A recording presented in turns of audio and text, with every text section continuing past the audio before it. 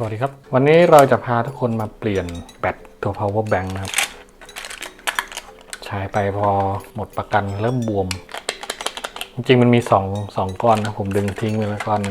นะครับมันอยู่ประมาณนี้นะตัวนี้ถอดง่ายอยู่นะครับดึงตัวนี้ขึ้นมาปลดสายตรงนี้ออกใช้กรรไกรตัดเอานะครับไม่รู้ทำไมมันชอบบวมจริงเนาะใช้มากี่ตัวมันก็บวมมันทั้งหมดเลยพอหมดประกันแล้วก็บวมพังไปดีหน่อยที่มันแกะง่ายนะตัวนี้ว่าจะลองเปลี่ยนใส่แบตตัวใหม่ดูนะครับแบตก้อนละ10,000 มิลลิแอมป์นะครับเนี่ยเบอร์แบตมันจะ1260110นะครับแบตซื้อมาเท่าเดิมนะครับ10,000 มิลลิแอมป์ขนาดเท่าเดิมนะครับตัวนี้บวมอุปกรณ์ก็จะมีมิเตอร์ครับหน่วยวัดแบตใหม่มาไฟเท่าไหร่แล้วเนี่ย 3.9 โวลต์ขั้วแบตมันถูกเขียนไว้เลยนะครับฝั่งนี้คือบวกฝั่งนี้ลบนะครับก็เอามาขนานกันไม่ชัวร์เอามิเตอร์วัดดูก่อนนะแปะเทป2 หน้าใส่ถึงติด2ตัวเข้าหากันก่อนนะครับ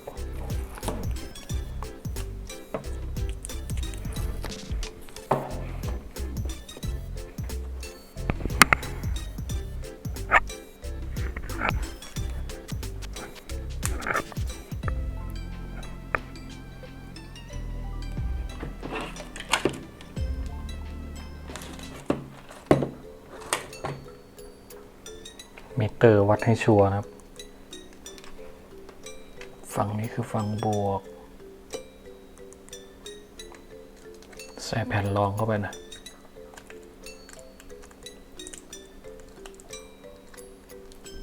มาดูวงจรมันนะครับเป็นปริ้น2 หน้านะฝั่งข้างล่างก็มีวงจรนะครับ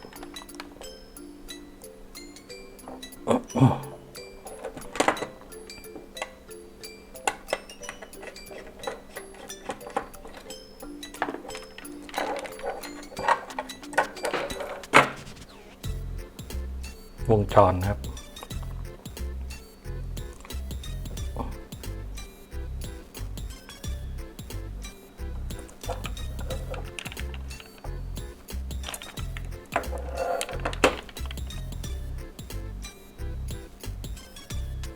บัตรกี้มันติดขนาด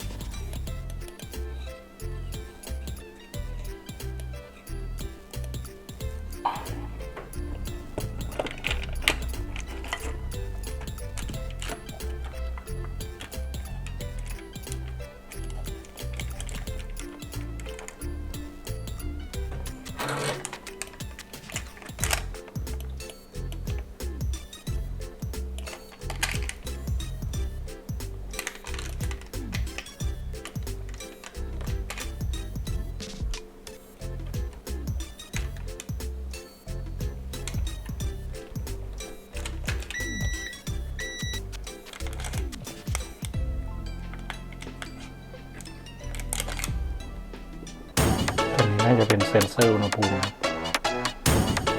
ต้องเอามันแนบตัวที่แบต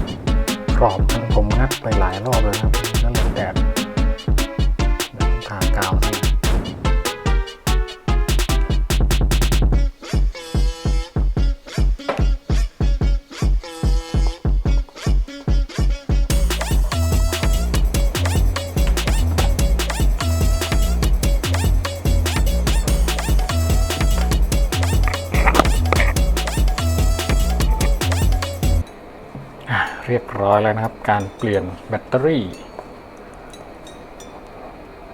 เหมือนมีระยะยุบตัวอยู่นะถ้ามันไม่บวมมากก็คงน่าจะใช้ได้อีกเป็นปีเหมือนกันนะครับอัดซิลิโคนอัดอะไรไว้เดี๋ยวรอกาวแห้งครับผมทำร่วงไปหลายรอบแล้วมันก็เลยแบบ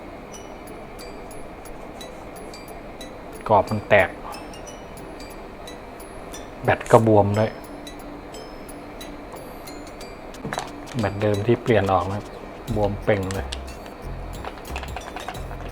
จริงมันมี2 ก้อนนะแต่อีกก้อนหนึ่งผมทิ้งไปแล้ว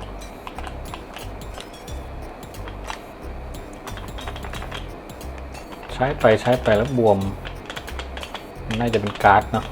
แล้วก็บวมขึ้นนี่ครับไม่ค่อยทนทานเท่าไหร่แต่ว่าไฟก็ยังมีนะตัวนี้เพียงแค่มันบวมไม่เฉยครับวันนี้ก็ประมาณนี้นะครับเปลี่ยนแบตลองดูน่าจะใช้ได้อีกสักครึ่งปีก็คุ้มแล้วล่ะ 200 บาทเปลี่ยนแบต 20,000 มิลลิแอมป์นะครับก่อนละ100ไปเที่ยวกันมารอบโลกแล้วตอนนี้มันก็ใช้ดีนะครับแต่ว่าเสียแค่แบตบวมนี่แหละมีระบบป้องกันอยู่โอเคครับขอบคุณครับ